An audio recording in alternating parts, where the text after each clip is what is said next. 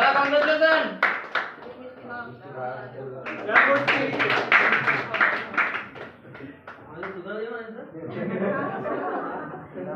একটা মিষ্টি করে সুগার হবে না। এবার অনেক কিছু কথা বলবে, তোমরা শোনো। ও কি হবে যে এই পথে গেল না খেতে হবে এয়ারপোর্টে ওর 25 তারিখে জয়েনিং আছে। দেখি খাই দিতে আবার আরে সব খেয়ে নি আগে আমি বলা কোন দাঁতে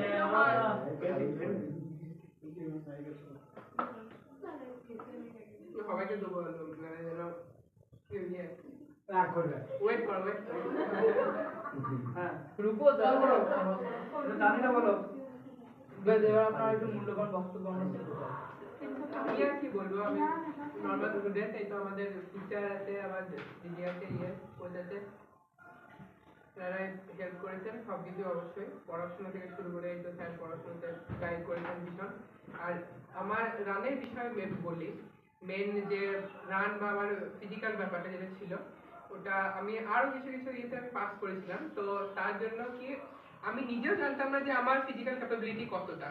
আমি যেরকম মানে যেরকম ব্যাকগ্রাউন্ড থেকে খেলাধুলার সাথে আমি সেরকম ভাবে আর কি ছিলাম কোনোরকম। সেইখান থেকে যেভাবে মোটামুটি এয়ারপোর্ট ফিজিক্যালটা মানছি কিছুটা তুলনামূলক সহজ হয়, কিন্তু যে বাকি যেগুলো আমি পাস করেছিলাম ওইগুলোতে যে টাইম পিরিয়ডটা লাগে বা হয়, তো সেইটা কিন্তু মানে ওই টাইম পিরিয়ডের মধ্যে যে 1-2 মাস 1 মাস টাইমের মধ্যে যে আমি ওইগুলো যে আমি কমপ্লিট করতে পেরেছি, সেটা আমি নিজেও জানতাম না কিন্তু যে আমি এত কম সময় আমার কমপ্লিট হয়ে যাবে। এটা সবাই কিন্তু বলেছিল যে মোটামুটি হবে না, বা তোর হয়তো এইবারই হবে না, পরের বারই হবে, কিন্তু দিদি কিন্তু বলেছিল যে হ্যাঁ তোর হয়ে যাবে, তুই লেগে থাক। আমিও শুনেছিলাম কথা মোটামুটি যতটা পেরেছিলাম, সত্যি কথা বলতে যতটা পেরেছিলাম আমি কথা শুনেই চলেছিলাম। তো আমি কিন্তু পাস করেছিলাম, এসএসসি জিডিতে আমি পাস করেছিলাম। তো ওটা মানে কি বলবো, আমার জন্য ওই 1 মাসের বা 1.5 মাসের টাইম পিরিয়ডের মধ্যে পাস করাটা আমার জন্য, বিশেষ করে অন্য কারোর জন্য আমি জানি না, হতে পারে মানে ফিজিক্যাল ব্যাপারটা মানে পার্সন টু পার্সন ভ্যারি করে, মানে যে যেরকম তাড়িয়ে, কিন্তু সত্যি আমার যে এটা ছিল কেউ কিন্তু বিশ্বাস করে না এখনো পর্যন্ত, মানে সবাই অবাকই বটে ওই এসএসসি জিডি ব্যাপারটা, যে হ্যাঁ ফিজিক্যালের যে ব্যাপারটা ওটা কিন্তু দিদির কাছ থেকে আমি ভীষণ হেল্প পেয়েছি।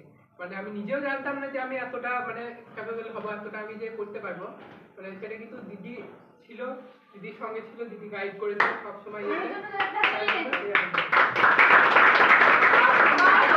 কোচিং সেন্টারে তারা বলি, কোচিং সেন্টারে আমার যারা সহপাঠী মানে একসাথে আমরা যারা কোচিং করি, তারা তো সত্যি তারাও চরম হেল্পফুল। প্রথমে যখন আসি ওই হুট করে এসে প্রথমেই মানে, তো এখন না হয় মোটামুটি করি, রান করা যায় বা অসুবিধা হয় না, 2-3 মাস হয়ে গেছে কোনো অসুবিধা হয় না, কিন্তু প্রথম যখন আসি তখন যারা যারা ছিল তারা কিন্তু সবাই হেল্প করেছিল। সোমনাথ দিয়ে যারা ছিল, আর নাম বলছি আমি, নাম কারো করছি না, সবাই যারা ছিল সবাই কিন্তু ভীষণ হেল্প করেছিল। তখন যারা ছিল সাপোর্ট করেছিল, মানে যে একা এসে প্রথমেই যদি কেউ না কথা বলে, না এই করে, হেল্প না করে, দিদিটুকু দেখার সম্ভব নয় সবসময়, তো সবাই কিন্তু তখন হেল্প করেছিল। যারা যারা আছে সবাই, মানে আমাদের সারাউন্ডিং এগুলো কিন্তু ভালো। আর আর বাইরের কোনো মানে বিশৃঙ্খলা এর কোনো ব্যাপারই নয়, এগুলো তো দিদি দেখে। আর এমনি সবাই এমনি খুব ভালো ফ্রেন্ডলি।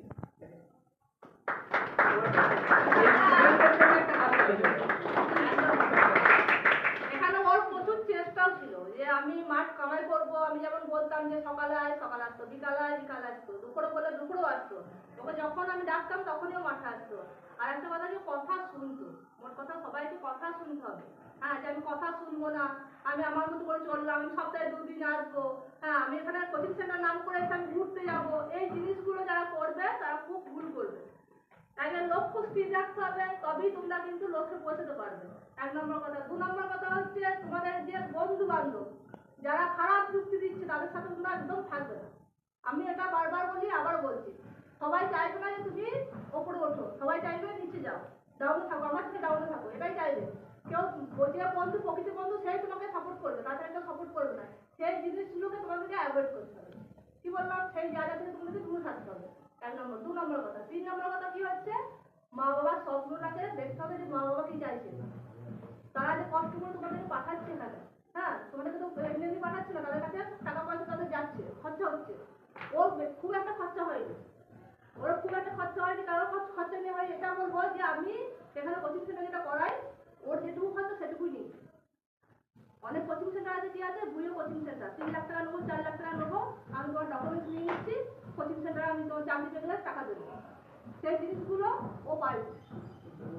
ওর ওই স্যার যে দেখতে পাচ্ছ প্রচুর সাপোর্ট করেছে, ওকে বাড়িতেও পড়িয়েছে। ও এখানে আমার কোচিং সেন্টারে পড়েছে এরকম নয়, কিন্তু স্যারের কাছে প্রচুর সাপোর্ট পেয়েছে। সাপোর্ট পেয়েছে বলে কিন্তু আজকেও দাঁড়িয়ে আছে। ওর একা স্বপ্ন নয় এটা, সবার স্বপ্ন।